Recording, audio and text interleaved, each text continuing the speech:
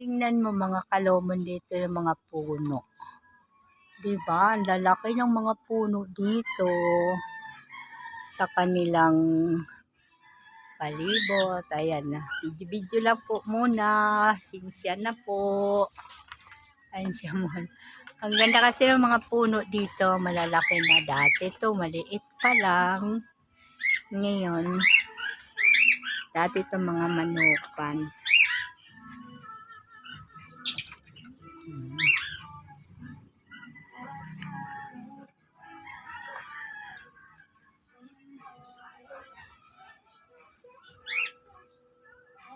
Mga manukan dito.